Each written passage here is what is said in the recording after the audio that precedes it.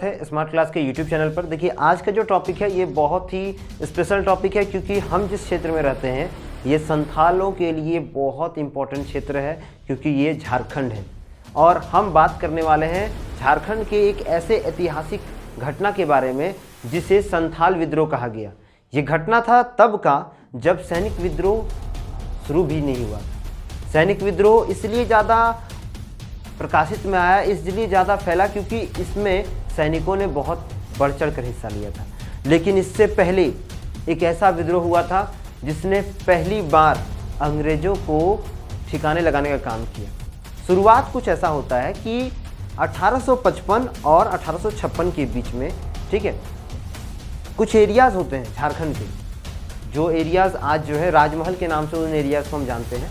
ये एरिया जो था बहुत ही ज़्यादा वीहड़ था, मतलब बोल सकते हैं कि यहाँ जंगल झाड़ बहुत ज़्यादा थे।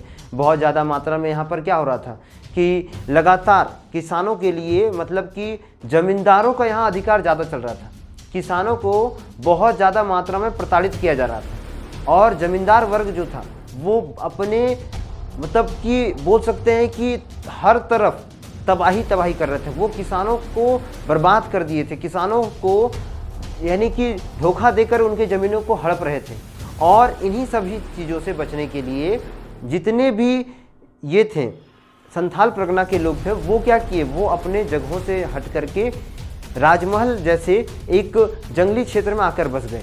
देखिए जब से 22 मार्च 1793 में जब से स्थायी बंदोबस्त लॉर्ड कॉर्नवालिस द्वारा लागू किया गया, तो ज़मींदारों को क्या मिला था, फुल पावर मिल गया था कि वो ज़मीन को अपना, यानी ज़मीन को वो खुद को स्वामी मान के बैठ गए थे। वो अपने आप को ज़मीन का स्वामी मानते थे और इसके तहत वो किसानों पर लगातार क्या करते थे, बहुत ज़्यादा प्रताड़ना करते थे, उनसे ज़्यादा मात्रा में क्या करते थे, वसूली करते थे।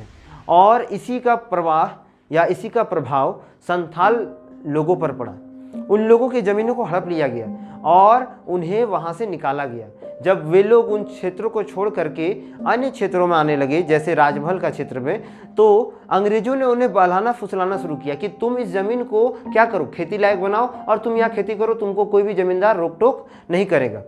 उस समय के संथाल जो थे वो बहुत ही, बोल सकते हैं, साफ दिल के थे। उन्हें कुछ षड्यंत्र पता नहीं चलता था कि ये लोग क्या कैसे करते हैं, इसलिए उन्होंने क्या किया, इसमें हाँ भर दिया और कई तरह से षड्यंत्र रच करके अंग्रेजी सरकार ने क्या किया, उनसे कई सारे दस्तावेजों में हस्ताक्षर करा लिया। और इस हस्ताक्षर के बाद वे वहाँ पर रहने लगे। जितने भी संथाल परगना के लोग थे उन्होंने क्या किया, ज़मीनों को खाली किया, जितना जो ज़मीन था राजमहल का उन्हें साफ़ सफाई किया और उसे खेती लायक बनाया। देखिए संथाल परगना के लोग जो होते थे वो जंगलों में रह के जंगलों की सफाई करते थे, जंगलों के एक भाग को सफाया करते थे, वहाँ खेती करते थे और उसी से अपना जीविका चलाते थे। इसी तरह राजमहल के क्षेत्रों में उन्होंने क्या किया था, सफाई किया, वहाँ खेती लायक ज़मीन को तैयार किया, खेतों को तैयार किया और वहाँ पर खेती करना शुरू किया। जब वो खेती करने लगे और वहाँ की पैदावार बढ़ने लगा, तो इस पैदावार को देख के ज़मींदारों के मन में क्या हुआ, फिर से हड़प नीति का भावना जगने लगा।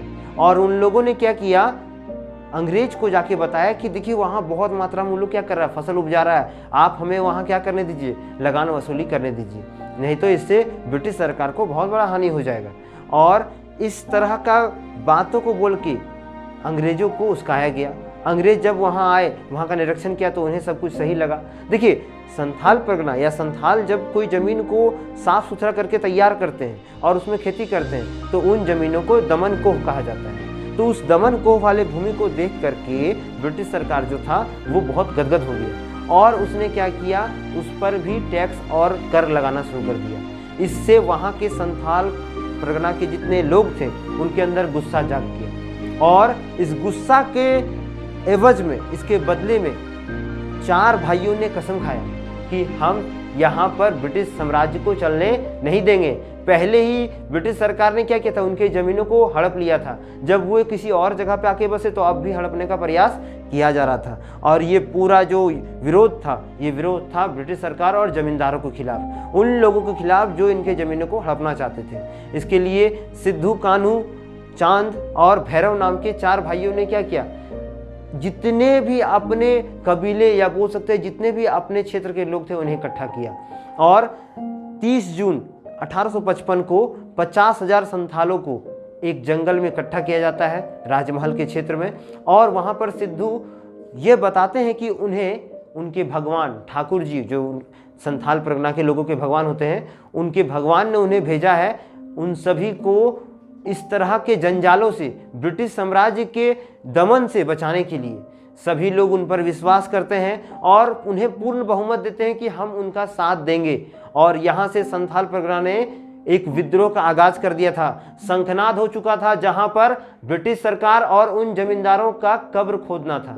लगातार ऐसे पुलिस स्टेशन और ऐसे क्षेत्रों को जला दिया गया, कई जमींदारों को मार दिया गया, जो जितने भी संथाल परगना के लोग थे उन पे जुल्म ढा रहे थे। बहुत सारे जमींदारों को तीर कमान भाला से मारा गया, बहुत सारे पुलिस वालों को मारा गया और बहुत ज़्यादा मात्रा में आगजनी की प्रक्रिया को किया गया। ब्रिटिश साम्राज्य को पहली बार भारत में ऐसा झटका लग रहा था जहां पर गोरिल्ला युद्ध की संभावना बढ़ गई थी।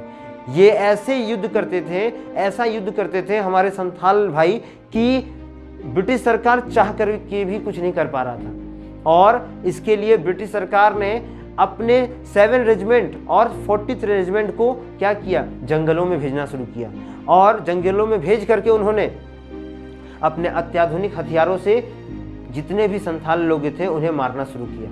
ये लोग जहां तीर कमान और भाला से उनका मुकाबला कर रहे थे, जो पारंपरिक हथियार होता था, वहीं वो लोग क्या करते थे, वो लोग आधुनिक टेक्नोलॉजी का उपयोग करके इन्हें मार रहे थे। लेकिन इन लोगों ने हिम्मत नहीं हारा। इन लोगों ने कड़ी टक्कर दी। इस युद्ध में 15,000 से 20,000 सैनिक थे जो संथालों के, वो मारे गए। कई संथाल लोग इसमें मारे गए, बच्चे मारे गए, बूढ़े मारे गए, जवान मारे गए, महिलाएं मारे गई, 15 से 20,000 तक की संख्या में। उसके बाद इस युद्ध में जो नवाब थे मुर्शिदाबाद के, उन्होंने 1000 हाथी दिया था ब्रिटिश सरकार को, 1000 हाथी युद्ध करने के लिए। क्योंकि संथाल परगना के जो लोग थे वो पढ़े लिखे नहीं थे, उनके पास युद्ध की उतनी नीति नहीं थी, फिर भी उन्होंने इसका कड़ा सामना किया था। जब ब्रिटिश सरकार राजमहल के पहाड़ियों के ऊपरी चोटी पर थे तो वहाँ से वो बम गिराने लगे, आग के गोले गिराने लगे और वहीं से बंदूकों द्वारा चुन चुन के मारने लगे संथाली लोगों को। इस तरह से यह विद्रोह जो था बहुत ज़्यादा क्या हुआ, भयावह हो गया, नरसंहार होने लगा। इस विद्रोह में जो व्यक्ति अपना हक के लिए लड़ रहा था उन्हें मारा जाने लगा। अगस्त 1855 में सिद्धू जी जो थे, ठीक है, उन्हें पकड़ करके फांसी दे दिया। पंचकठिया गांव में उन्हें फांसी दे दिया गया। बरगद के पेड़ पे उन्हें लटका करके जबरन फांसी देके मार दिया गया। कान्हू को उसी दिन भोगनाडीह में भी फांसी देके मार दिया गया। और इस तरह से संथाल विद्रोह के जो प्रमुख नेता थे या प्रमुख लीडर थे उन्हें मार दिया गया। जिसके बाद संथालों के अंदर जोश ठंडा होते रहा, लेकिन उसमें से बहुत ऐसे लोग थे जिन्होंने क्या किया, इसे बढ़ावा देने का काम किया। ये एक पहला ऐसा युद्ध था जहां पर अंग्रेजों से किसी ने सीधा लोहा लिया था, सीधा हमला किया था, सीधा फाइट किया था। और इस वीर गाथा को 1857 में हुए सैनिक विद्रोह के कारण दबा दिया गया। लेकिन इतना याद रखना होगा कि सत्य कभी नहीं छुपता। और इस वीर गाथा ने पहली बार इस विद्रोह ने भारत के लोगों की नींद खोल दी थी, जिसमें एक ऐसा क्षेत्र, एक ऐसा बोल सकते हैं वर्ग उठ खड़ा हुआ था जिससे उम्मीद भी नहीं किया गया था कि वो अंग्रेजों को मुंह तोड़ जवाब देगा। तो आशा करते हैं संथाल विद्रोह से जुड़े सभी बिंदु आपको बहुत अच्छे से समझ में आ गए होंगे। मिलेंगे हम लोग अगले वीडियो में, तब तक के लिए चैनल को लाइक करें, शेयर करें और सब्सक्राइब करें। वंदे मातरम, भारत माता की जय।